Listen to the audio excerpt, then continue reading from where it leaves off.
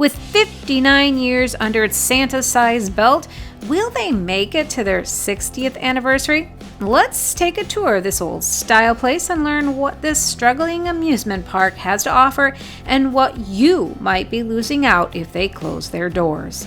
Welcome to Bear Facts, where we explore the Smoky Mountains one bear fact at a time. Santa's Land, for those who have never seen or heard of them, is a zoo and amusement park just as you're heading into Cherokee, North Carolina. Though not in the Cherokee National Lands, they are just at their border. The park is in a lovely location with the Smoky Mountain Falls and views down the road and many amazing attractions in Maggie Valley and Cherokee for people to do and see. And though it's not as big of a tourist town as Pigeon Forge or Gatlinburg, they do have many families and visitors come annually, all year long. So why are they struggling? Well, in today's video, we're going to take a look at this attraction and maybe answer that question.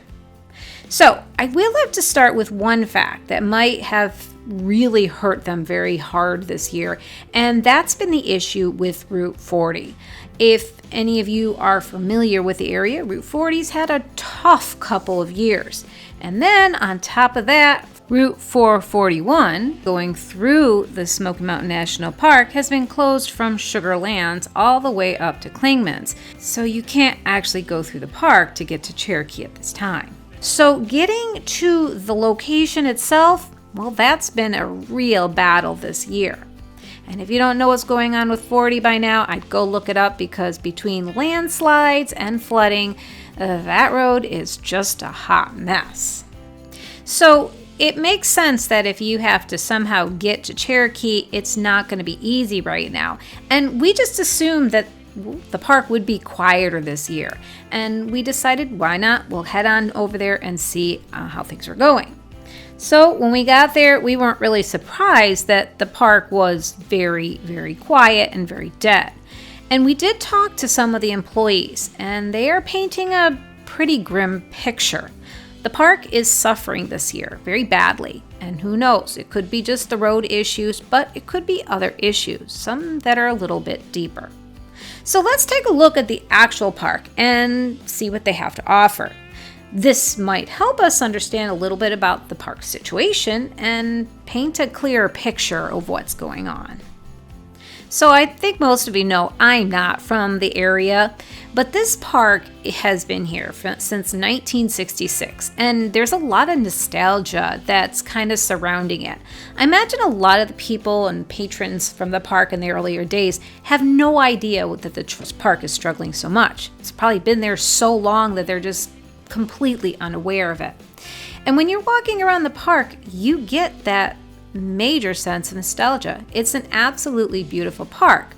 But if you don't have those memories and nostalgic history with the park, you might not really see the park for what it is to people who are coming in now, which is unique and quirky. Let's just leave it there. And let's take a look at what I'm talking about. So when you first enter the park, you're greeted by a colorful poster with joyful kids having fun on amusement rides and photos of all the happy animals that you might see if you go inside. You can tell that the photo that they used in their poster is actually fairly new, because the bear they just had them this year. But the Santa grinning down at you definitely has that 1960s vibe, and looks like that part of the sign might have actually been from the original 1960s. But that's okay, right? This place was built in 1966. So having a sign from the 1960s is kind of sentimental, if not a little dated, but it's quirky, right? When you enter the ticket booth, there is a candy shop on the right and a gift shop on the left, and you'll pay for your admission at the window and get to go through an actual turnstile. The prices are pretty reasonable. It was only like $58 for the both of us, and that included tax. And that's considering I just paid $25 a person to go see the Jurassic Jungle boat ride in Pigeon Forge, a 15-minute antiquated dinosaur ride made in the 1990s. This place was a steal. And here we even got to see real live animals and not extinct replicas. As you enter the park, the very first thing you get to see is a somewhat creepy array of cheery Christmas-themed characters that you could force your whole family to get photos with. I personally loved it. I mean, how often can you shove your 5-year-old into the pouch of a kangaroo statue and tell them to smile? Or wrap your arms around a sinister-looking Frosty the Snowman that looked ready to eat your children? And of course, there's Santa's sled that is being pulled by a row of deer looking ready to trample the next unsuspecting grandmother who crossed their paths. I still don't understand the igloo guy. I mean, what did he have to do with Santa? Maybe that's why he was hiding behind the tree. I say all this in jest, and I'm not really making fun of them, just at the era that they're from. I'm a 70s kid, and I still have nightmares from some of the Christmas ornaments my grandmother would pull out like a treasured treat. Her maniacal grin was enough to make me concerned for her sanity as well as my own, which is why I laugh. It's nostalgic for me as well. Now, once you're done with the 1960s version of a selfie park, you will have the opportunity to go right or left, or you can go straight. And in our case, we ended up actually going straight because there was a building there that had a magic show going on. From the moment we went into the room, you kind of got that sense that, oh my goodness, this is going to be interesting, because there was literally like 4 of us in the entire audience and this big empty building. So I applaud the magician when he came out and, put on his performance, and he really tried to put on a show for all 3 of us and try to keep that enthusiasm. But it had to have been hard. It had to have been really hard to try to keep that level of enthusiasm for an empty room. I did appreciate the magician's sense of humor. He had one of his acts where there was the canister of water, and he kept saying that there was a leak in the roof and it was leaking into this canister. And he'd have to stop his act once in a while and take this water jug over to the other side of the room and empty it. Now, obviously, the water jug was part of the act. There was no real leak, and the water jug just kept mysteriously filling up somehow. And that was part of the act, and it was fun.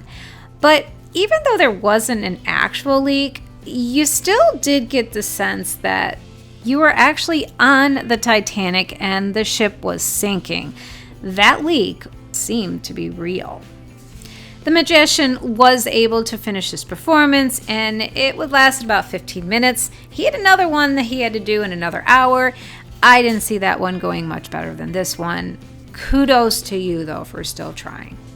Now, once we were able to escape the magic show, we entered Zooland. Now here, they actually have live animals. And they have a lot of animals like camels and goats, one of which I swear I saw running around in the back because it was like one of those candid camera moments. Like, there's a goat over there.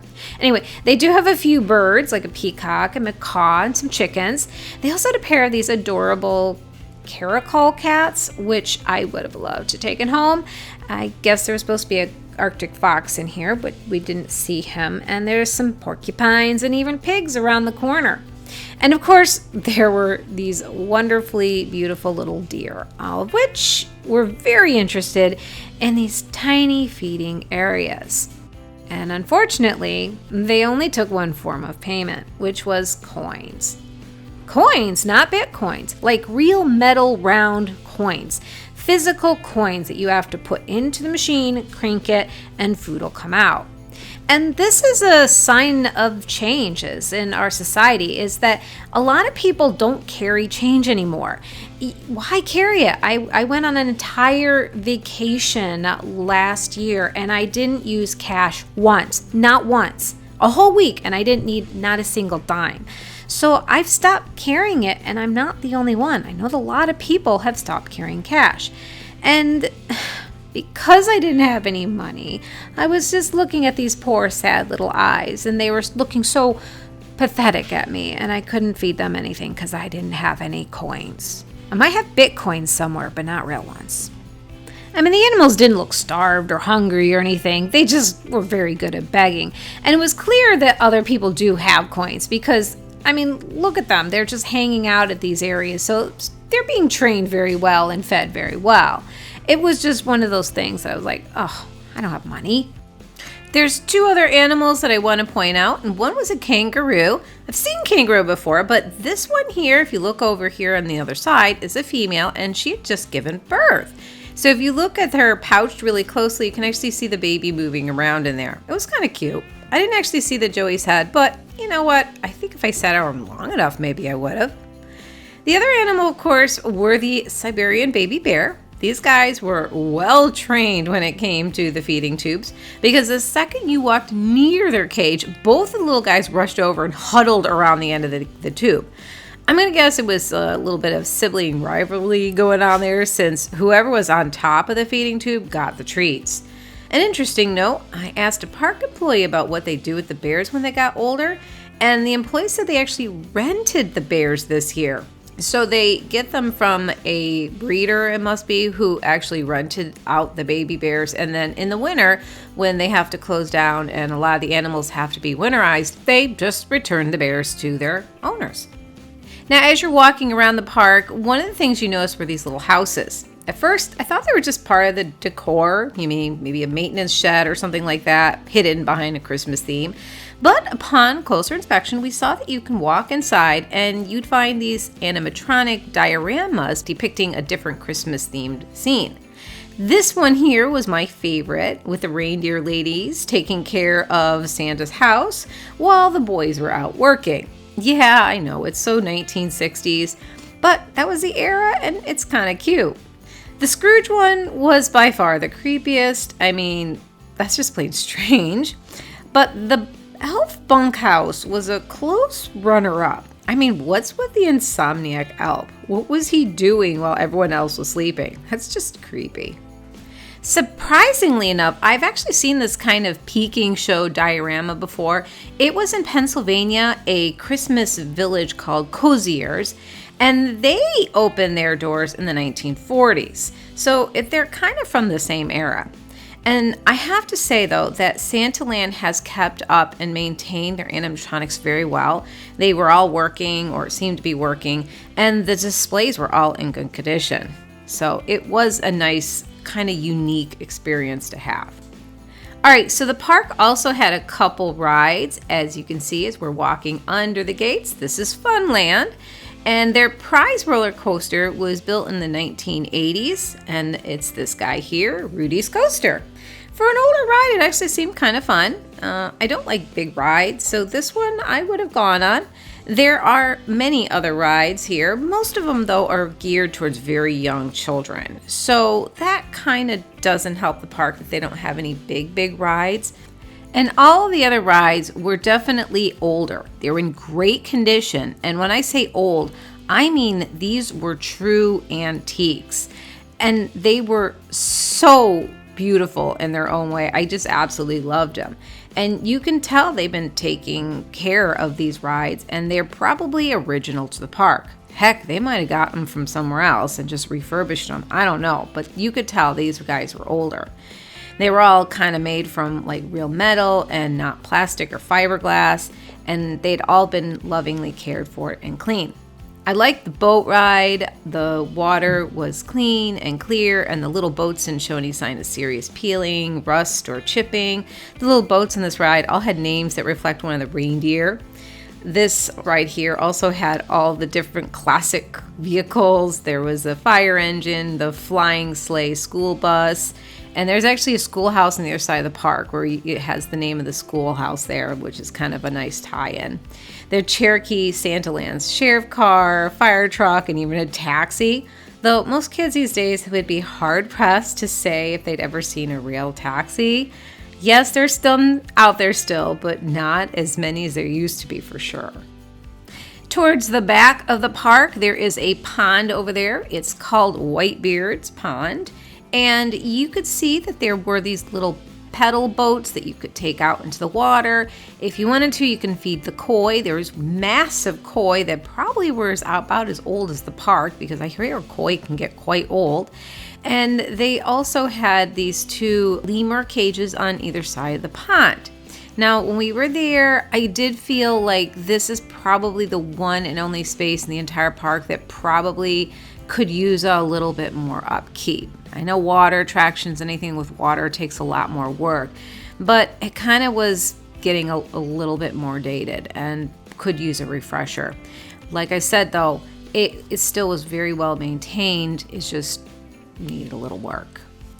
Unfortunately, another thing that did need work was the train. They have a little train that goes around the entire park. It's one of those trains that are very tiny seats.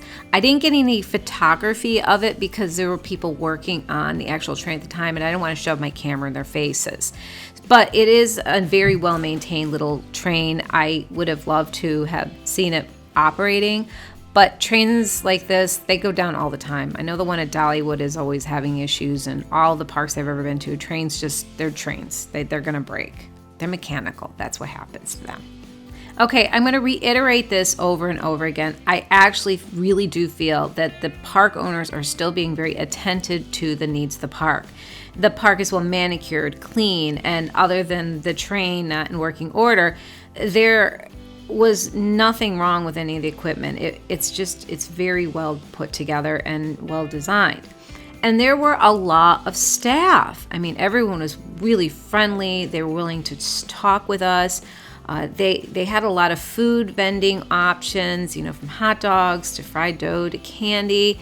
And for the cost of the park, this place is definitely worth the value for families with younger children. I was curious about who owned the place, so I did ask someone if they knew who the owners were, and they said they were the Lyons, but I can't tell you anything more about the family. They're very private, and they don't actually talk about themselves online. So I really couldn't find much information to add to the owners or anything about that. There was 2 employees in the park that would probably have been about the age of the actual owners, and I did wonder if either one of them were one of the owners, because like I said, the owners have to be in their late 70s, 80s, they had been up there in age, and they're doing a beautiful job at trying to maintain this wonderful, nostalgic park, and I just hope that their efforts will be enough, because they're competing for the attention of a generation that has never seen, or most likely never seen, a real taxi, used a coin machine, or could even tell you what a phone book was, let alone how to use it. And don't even get me started on maps. This park was built before computers were a household item and before tape cassettes even existed, let alone the internet. And here I am writing on a computer that exceeded the, NASA's technology when the park was built. So yeah, they have an uphill battle. But this place could survive. We've seen it. We've seen parks like this who are older, but they change things up and maybe start doing seasonal events like weekend with Christmas lights or Halloween weekends in October. And they're inexpensive and fun opportunities if the park was able to pull it off. And the thing is that parks like this still have an audience, people who love nostalgia and the classics, but they need to start being able to reach their audience and find ways to grow. And unfortunately, that takes money and a willingness to change. 2 things that are very hard to come by. I really hope that next year this park gets to see its 60th year, and I hope that the people out there start finding them again. This place is a true reflection on what the Smokies once was. And though the changes can be extremely painful and aren't always fun, it's the only way to keep things moving, because without the change, you become stagnant, and that's when you start having problems like this park is starting to have. I hope this video helps you plan your visit to the Smoky Mountains. You're getting an honest review from our personal experiences, but facts and things change, so please keep us in the loop if you've learned anything new and want to share your experiences in the comments.